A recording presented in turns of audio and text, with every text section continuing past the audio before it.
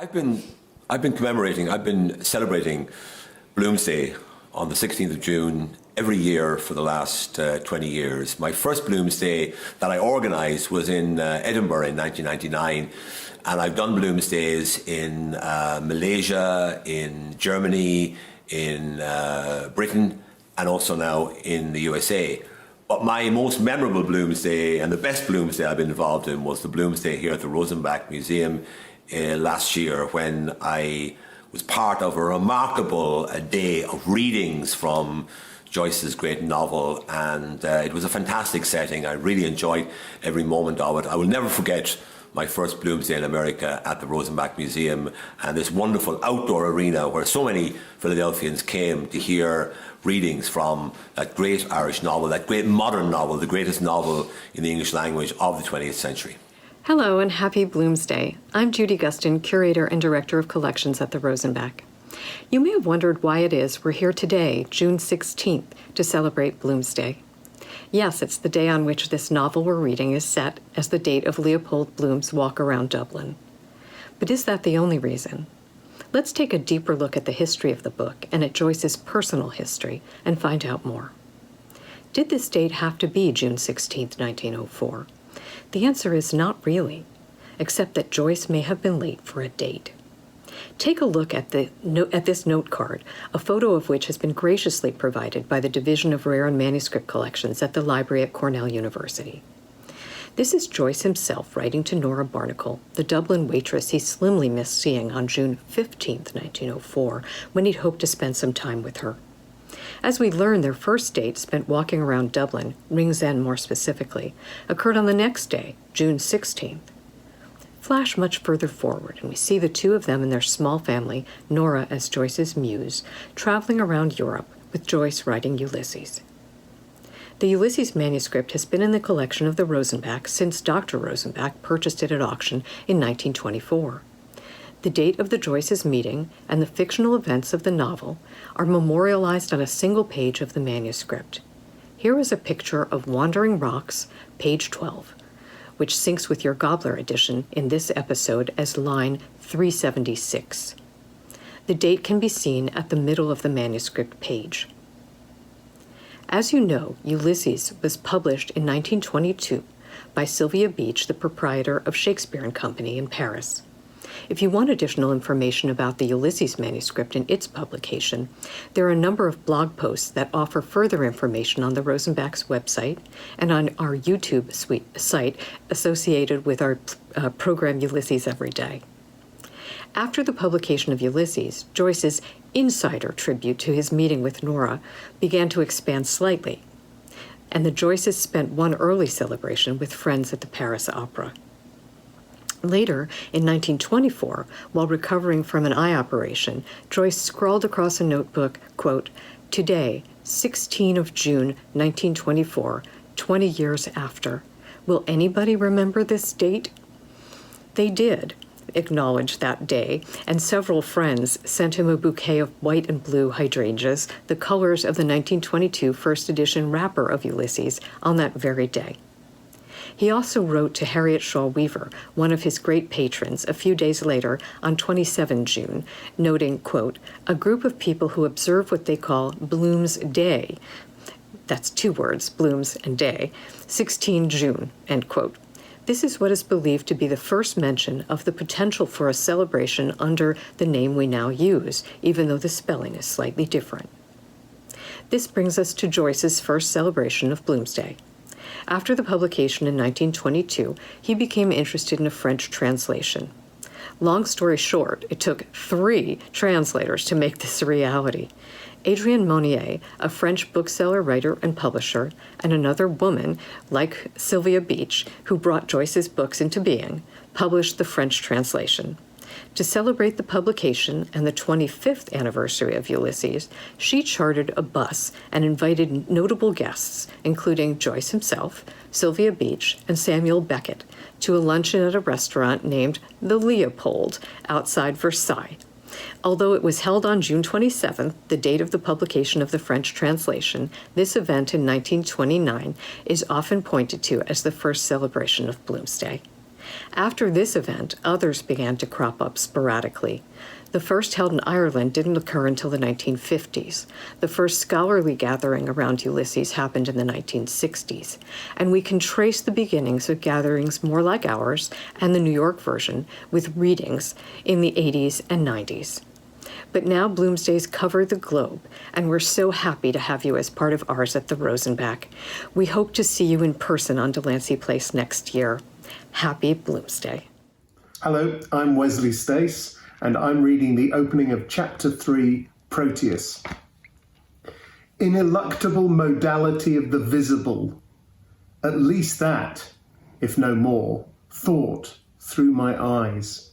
Signatures of all things I am here to read, sea spawn and sea wrack, the nearing tide, that rusty boot, snot green, blue silver, rust, coloured signs, limits of the diaphan.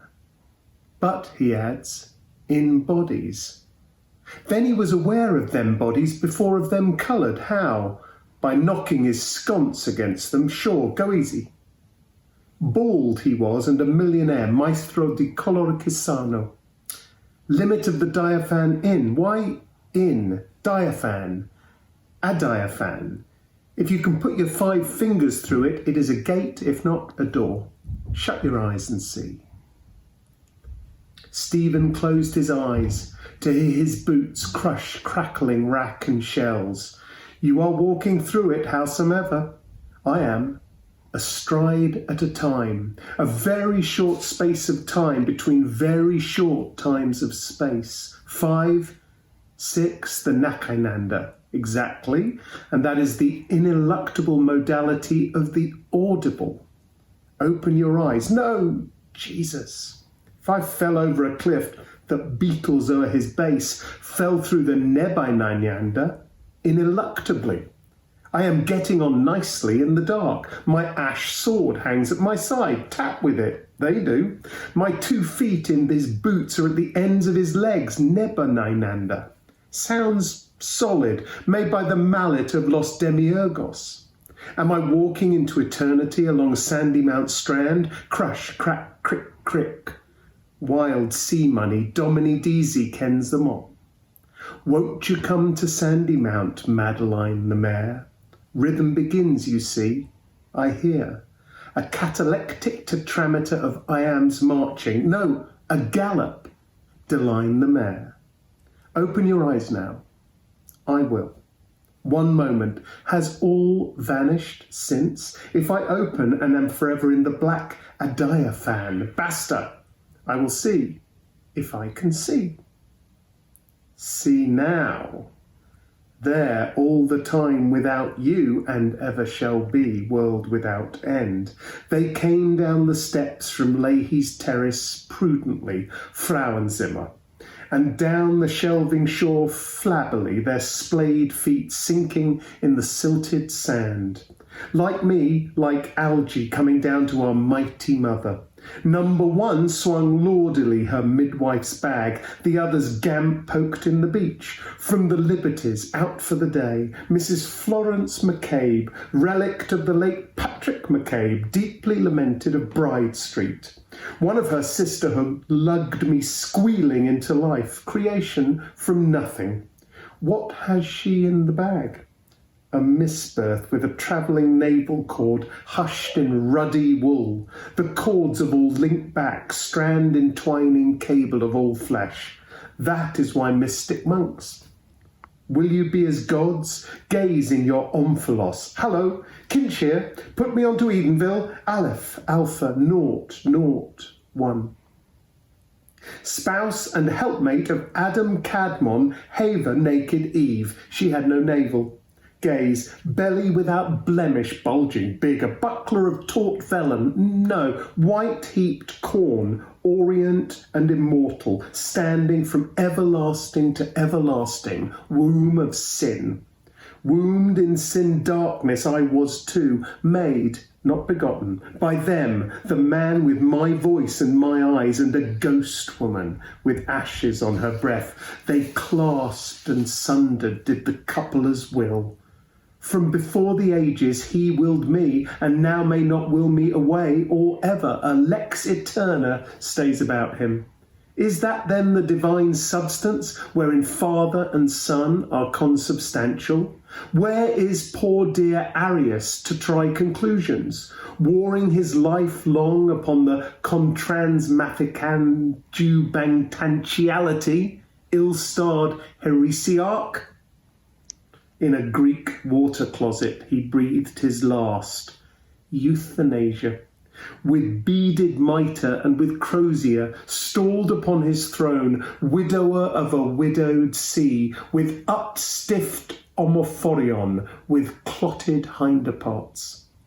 Airs romped around him, nipping and eager airs, they are coming, waves.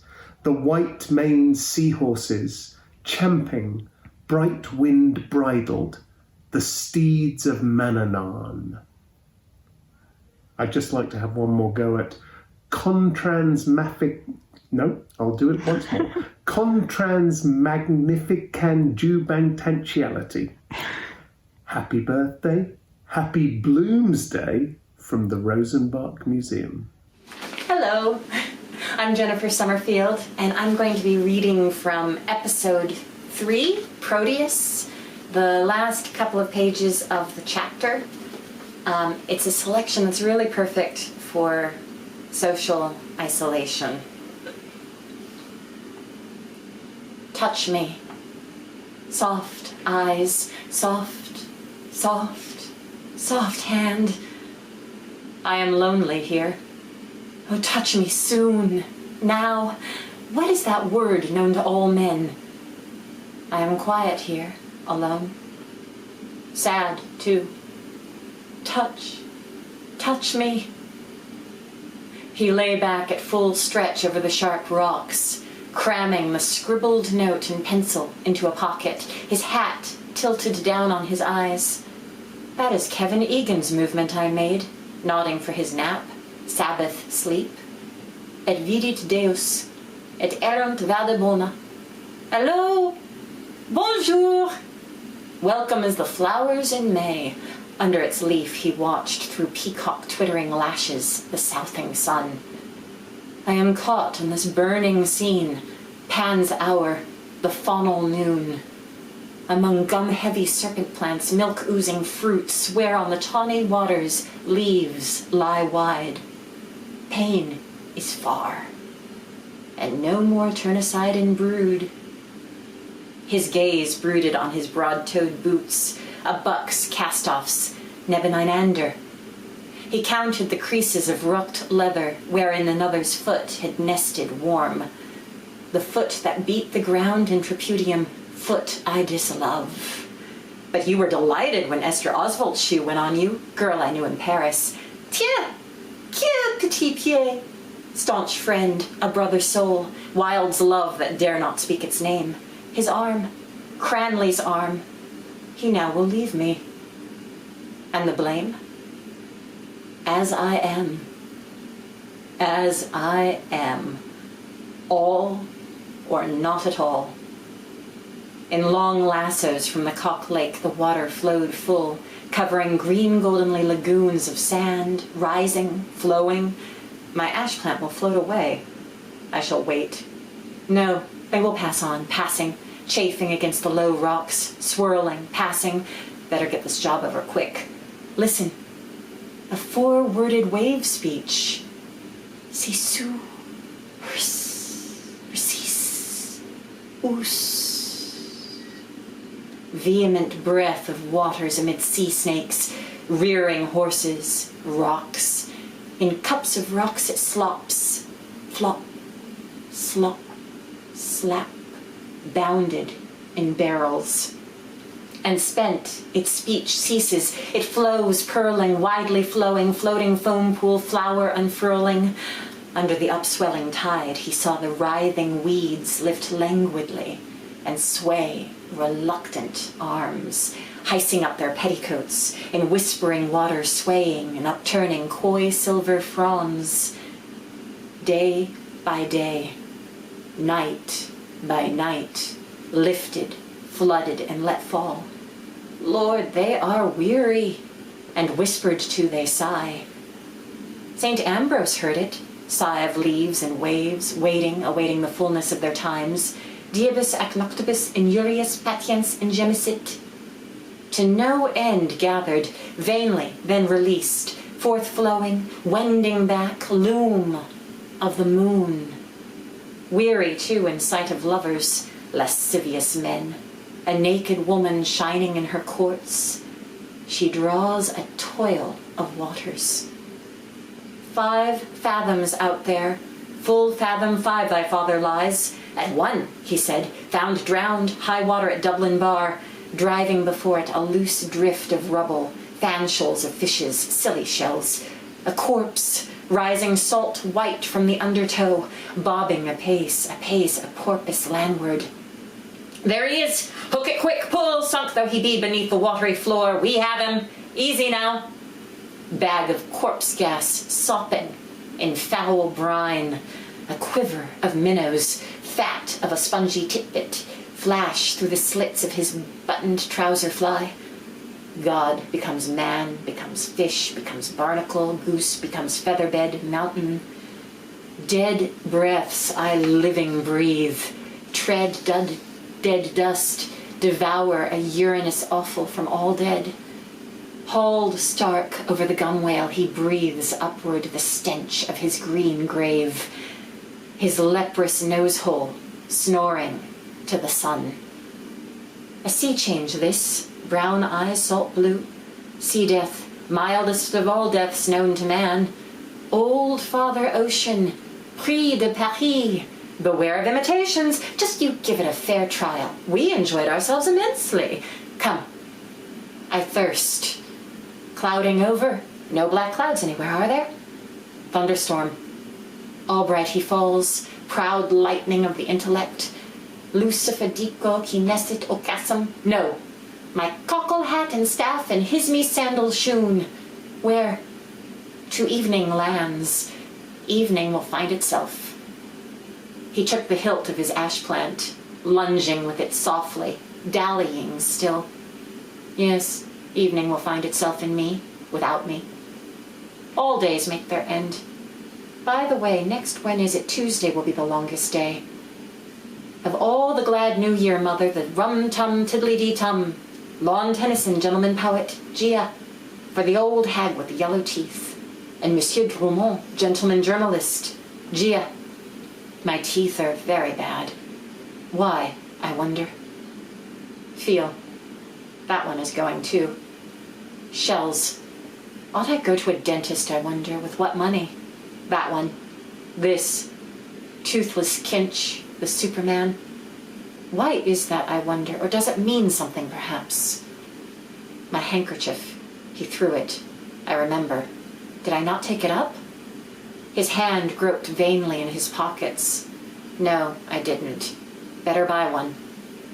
He laid the dry snot picked from his nostril on a ledge of rock, carefully. For the rest, let look who will. Behind, perhaps there is someone.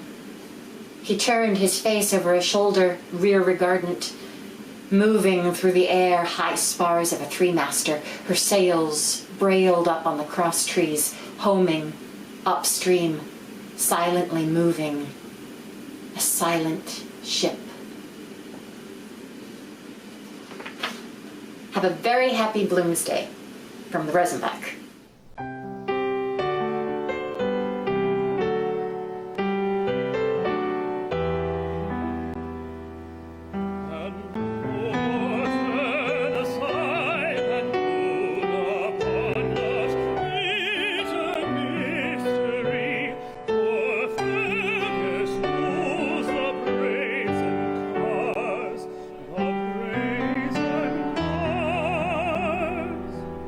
And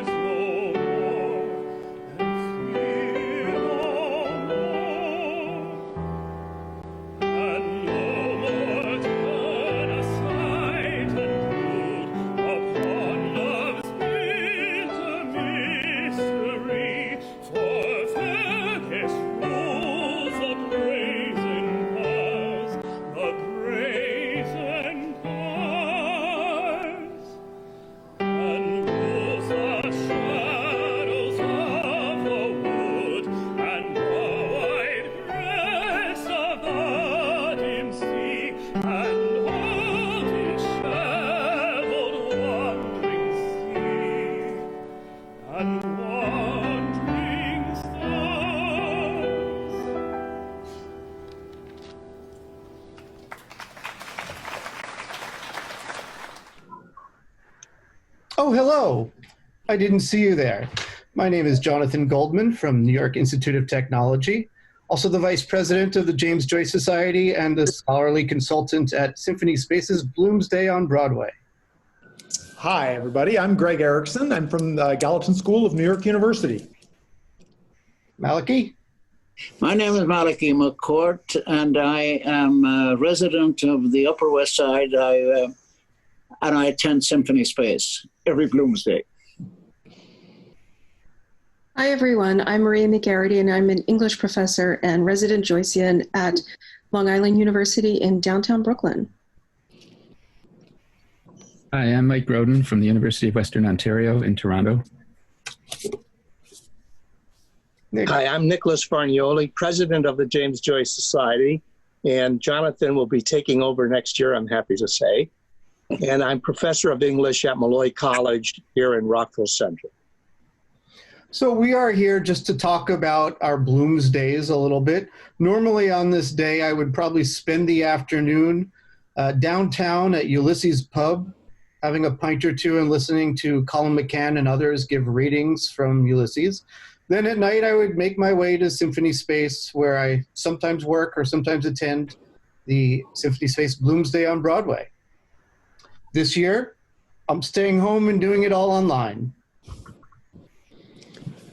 So it was the Symphony Space on Broadway that first got me into Joyce before I was even academic. But I have to say, most years I'm not that aware of Bloomsday. I'm almost always at a Joyce conference, surrounded by Joyceans, but the opening reception and Bloomsday and Maria's birthday and the closing banquet all sort of blurs together. Often the biggest reminder of Bloomsday is when former students start emailing me and sort of wishing me happy Bloomsday. This year, I'm going to be doing it the other way around. I'm going to be reaching out to my students. So I've set up a couple Zoom happy hours. I have some students from my Joyce class this year that are going to be doing a Finnegan's Wake reading on Zoom during the day. And then, of course, later in the day, I'm going to be joining the Symphony Space Bloomsday on Broadway online. Malachy. I have been attending Bloomsday at Symphony Space for the last 41 years. And ever since it began, instigated by Isaiah Sheffer, I have never missed one. And I have flown from California, from Florida, other places, to get to do Bloomsday on the very day. The other secondary Bloomsday is done now at a place called Bloom's, a pub on East 58th Street. In the morning, there's the usual breakfast there, so I attend that as well. I'm very proud of the fact that I don't know how many people are alive now who started off the first day of first Bloomsday, as I said, when it was put in operation by Isaiah Sheffer. I'm not an academic. I left school when I was 13. And like most Irish people, I had no idea about James Joyce, except that he was considered a man that was Californicating Ireland, as they said. And I got to read. I always liked reading. And my brother Frank was a teacher, and he also left school at 13, but he managed to get back and get a degree and teach. So my whole thing is always being an absolutely maniacal reader all my life. But so I finally got to read James Joyce, and I was fascinated by. I love the story about how it got into America, how it was banned, and how Judge Woolsey, I think it was, he said that. That he gave the book to three of his elderly friends, and they found nothing wrong with it. So I think that the reason why why Ulysses got into America was that three of his elderly friends did not get erections, so therefore it was not it was not pornographic. Maria. Well, Malachy, you're a hard man to follow there, I have to say. In any event, so in many years past, I would have celebrated Bloomsday, actually, when I lived in Philadelphia at the Rosenbach. I was, in the 90s, a young friend of the Rosenbach, and I have to say I took part in a Rosenbach-Annale on more than one occasion. In any event, hello to all my Philadelphia friends, and hope you're faring well. More recently, I would be at the International Joyce Conference. Last year was Mexico City. This year was supposed to be Trieste. We hope to convene there next year with my good friends, all of whom you see here on screen. And, as Greg mentioned, my birthday is actually not on Bloomsday itself, but the 17th. And so I've always taken a great bit of fun from the fact that Ulysses ends, in fact, not on the 16th, but the 17th, my birthday. And, yes. So this year, I'll be celebrating at home in Brooklyn, overlooking Prospect Park, and trying to convene with good friends online virtually, both at Symphony Space and my Philadelphia friends. So thank you. Mike? Okay. Well, I've spent most of my Bloomsdays since around 1975 at one of the Joyce conferences or other. And certainly this would have been another one in Trieste, which of course is not going to happen this year. I spent a couple of times when there was no Bloomsday conference on Bloomsday itself and at Symphony Space. And, we'll be missing that too. But what I do plan to do this year, as I think a lot of people will do, is to look at many of the different online events that are going to be happening, which of course don't usually happen this way, including the one at Symphony Space, one in Dublin from the Joyce Center in Dublin, and I'll be part of one that's taking place at the University of Buffalo's Joyce Collection.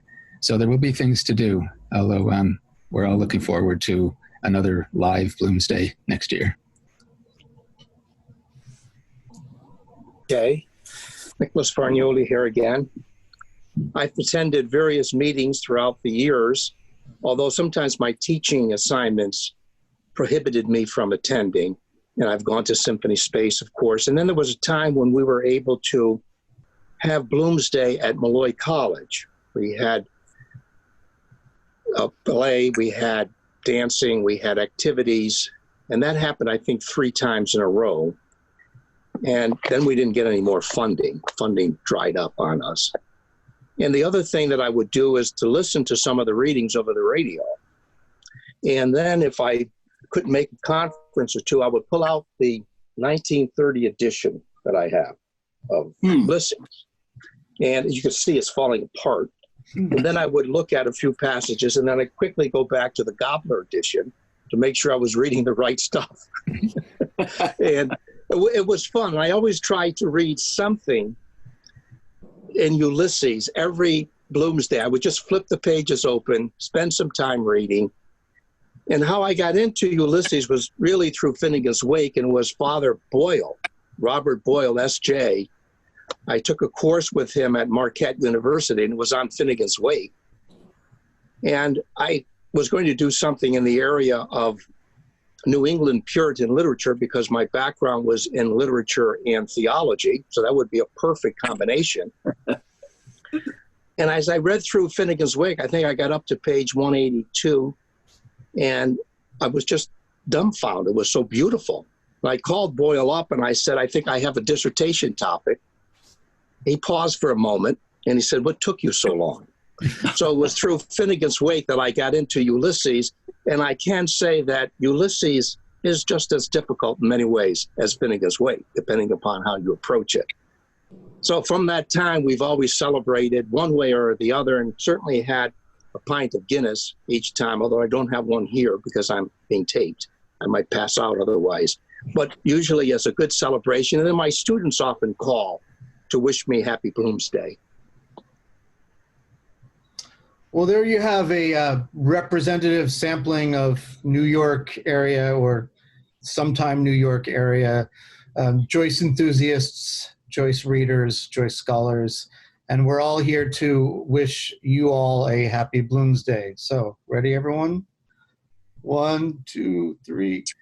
Happy Bloomsday, Rosenbach. Rosenbach. Hello, my name is Mia Concepcion, and I am Philadelphia's current Youth Poet Laureate. I'm reading from the opening of Chapter 4, Calypso.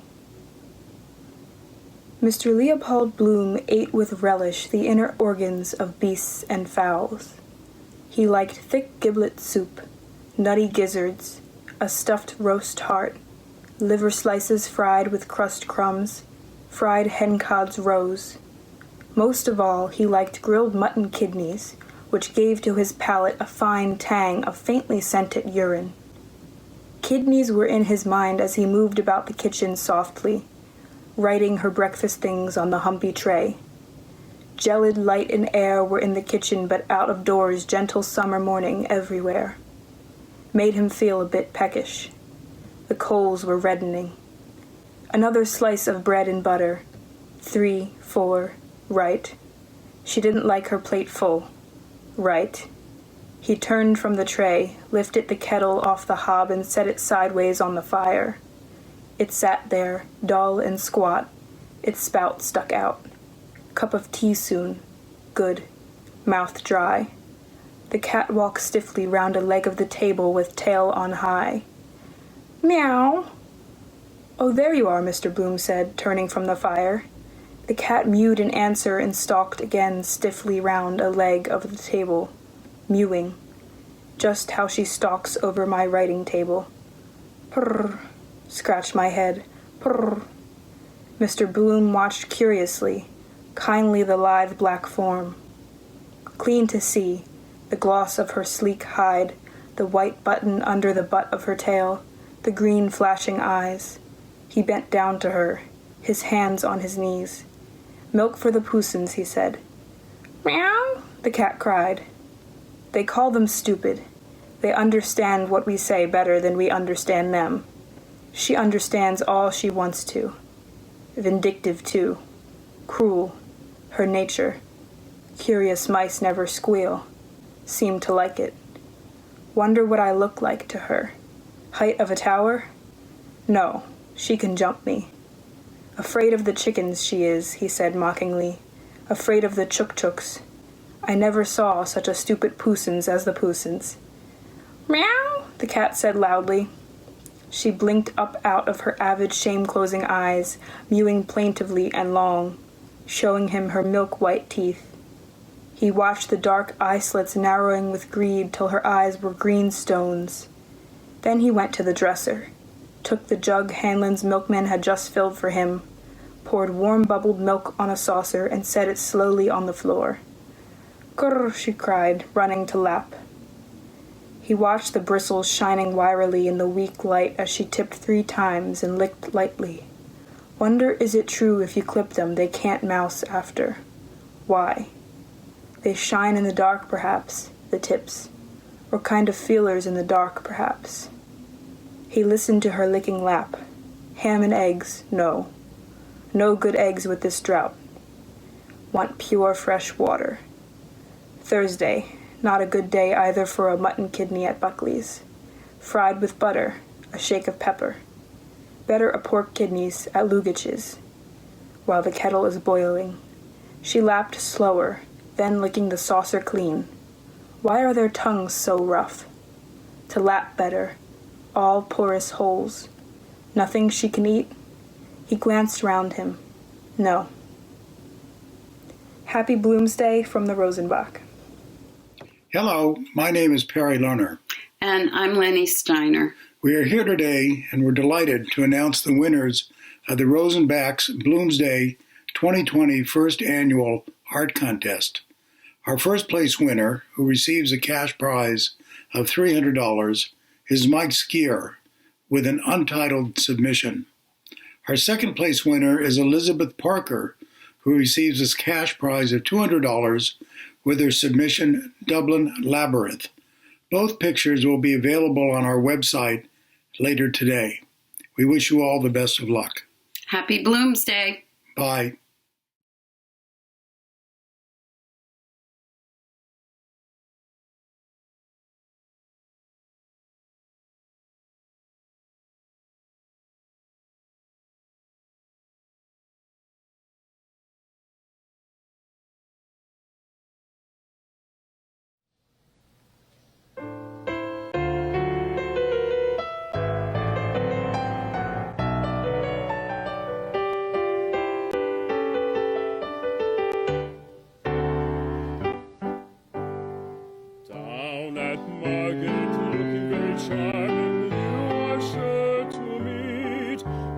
girls, dear girls, those lovely seaside girls, with sticks they steer and promenade the pier to give the boys a treat.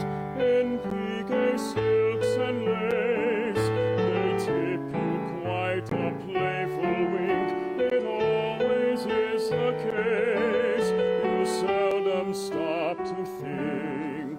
You fall in love, of course, upon the spot, but not with one girl, always with the lot.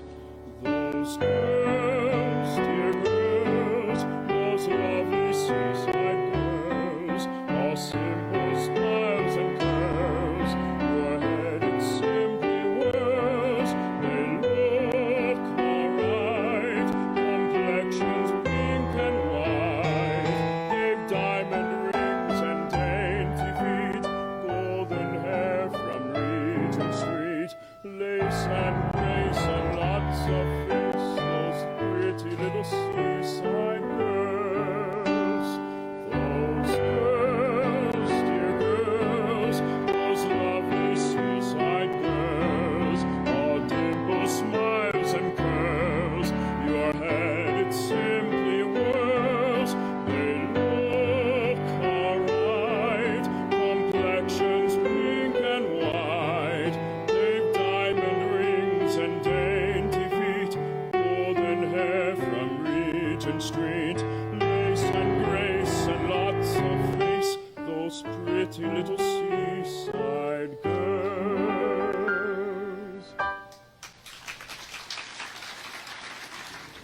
I'm Margaretta Noonan, and on this Bloomsday 2020, I want to thank the Rosenbach for the great programming they do all year round with some of the best educators in the Philadelphia area. And when the world turned upside down this spring, they were able to move a lot of that programming online. And I'm very grateful for the Rosenbach staff and all of the many donors who keep this learning community going. Happy Bloomsday. I'm Jack Noonan. I want to thank the Rosenbach for giving me Ulysses. Reading Ulysses and enjoying it, beginning to understand it, has been a lot more fun than lugging it unread around the world for 60 years. So for that immeasurable gift, thank you, Rosenbach, and happy Bloomsday. My name is Andrew White, and I'll be reading from the beginning of the Hades episode of Ulysses.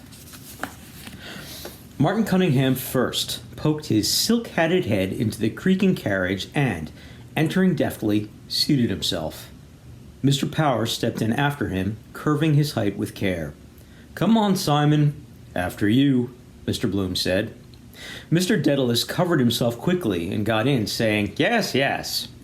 "Are we all here now?" Martin Cunningham asked. "Come along, Bloom." Mr. Bloom entered and sat in the vacant place. He pulled the door to after him and slammed it tight till it shut tight.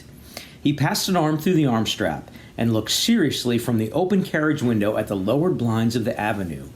One dragged aside, an old woman, peeping, nose white flattened against the pane. Thanking her stars she was passed over. Extraordinary, the interest they take in a corpse. Glad to see us go, we give them such trouble coming. Job seems to suit them. Hugger-mugger in corners, slop about in slipper-slappers for fear he'd wake.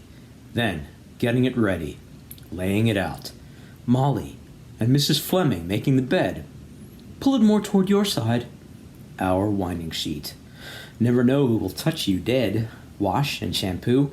I believe they clip the nails and the hair. Keep a bit in an envelope. Grow all the same after. Unclean job. All waited. Nothing was said. Stowing in the wreaths, probably. I am sitting on something hard. Ah, that soap in my hip pocket. Better shift it out of that. Wait for an opportunity. All waited.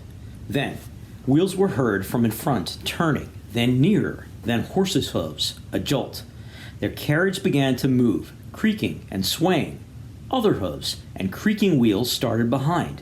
The blinds of the avenue passed, and number 9 with its craped knocker, door ajar, at walking pace. They waited still, their knees jogging, till they had turned and were passing along the tram tracks. Tritonville Road, quicker. The wheels rattled, rolling over the cobbled causeway, and the crazy glasses shook, rattling in the door frames. "What way is he taking us?" Mr. Power asked through both windows. "Irishtown," Martin Cunningham said. "Rings End, Brunswick Street." Mr. Dedalus nodded, looking out. "That's a fine old custom," he said. "I'm glad to see it has not died out." All watched a while through their windows, caps and hats lifted by passers. Respect. The carriage swerved from the tram track to a smoother road past Watery Lane. Mr. Bloom at gaze saw a lithe young man, clad in mourning, a wide hat. "There's a friend of yours gone by, Dedalus," he said. "Who is that?" "Your son and heir." "Where is he?" Mr. Dedalus said, stretching over across. The carriage, passing the open drains and mounds of ripped-up roadway before the tenement houses, lurched round the corner and, swerving back to the tram track, rolled on noisily with chattering wheels. Mr. Dedalus fell back, saying, "Was that Mulligan cad with him, his fides acades?" "No," Mr. Bloom said. "He was alone." "Down with his Aunt Sally, I suppose," Mr. Dedalus said. "The Goulding faction, the drunken little costraw, and Chrissy, Papa's little lump of dung, the wise child that knows her own father." Mr. Bloom smiled joylessly on Rings End Road. Wallace Brothers, the Bottle Works, Dodder Bridge, Richie Goulding and the Legal Bag. Goulding, Collis, and Ward, he calls the firm. His jokes are getting a bit damp.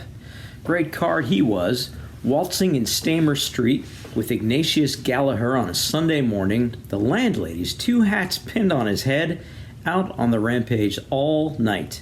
Beginning to tell on him now, that backache of his, I fear. Wife ironing his back, thinks he'll cure it with pills.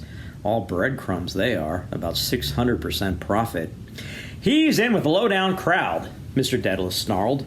"That Mulligan is a contaminated, bloody, double-eyed ruffian by all accounts. His name stinks all over Dublin.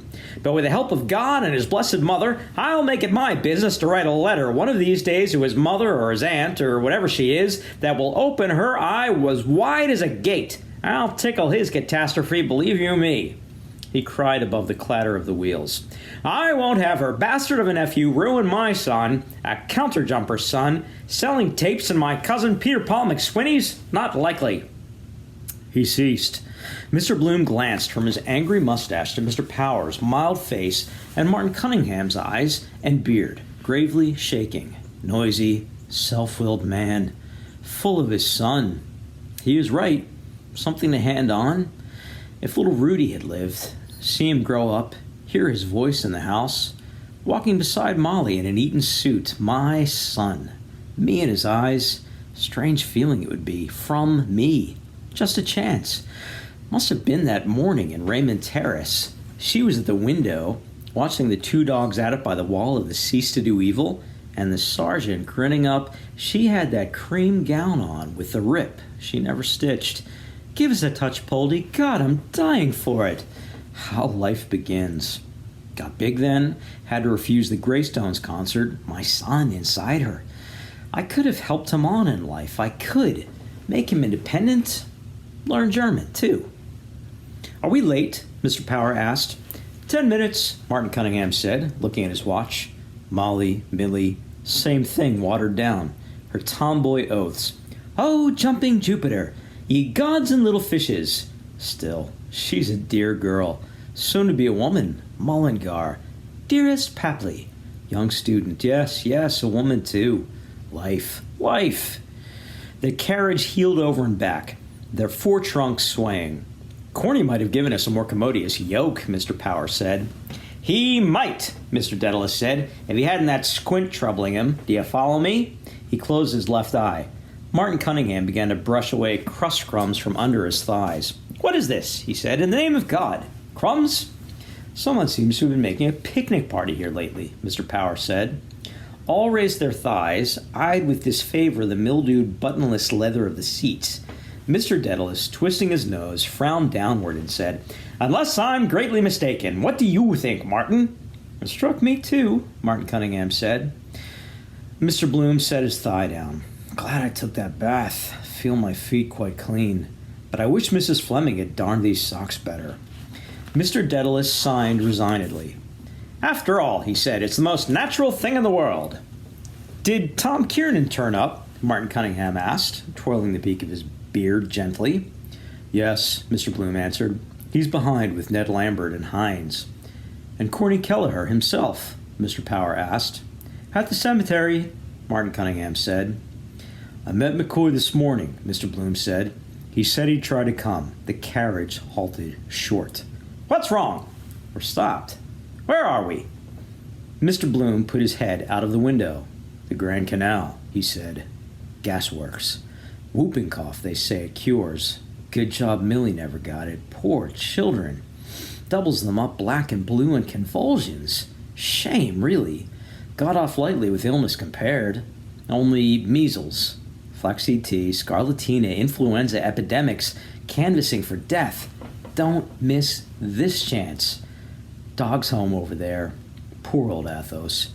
Be good to Athos, Leopold, is my last wish. Thy will be done. We obey them in the grave. A dying scrawl. He took it to heart, pined away. Quiet brute. Old men's dogs usually are. A raindrop spat on his hat. He drew back and saw an instant of shower spray dots over the gray flags, apart. Curious, like through a colander. I thought it would. My boots were creaking, I remember now. The weather is changing, he said quietly.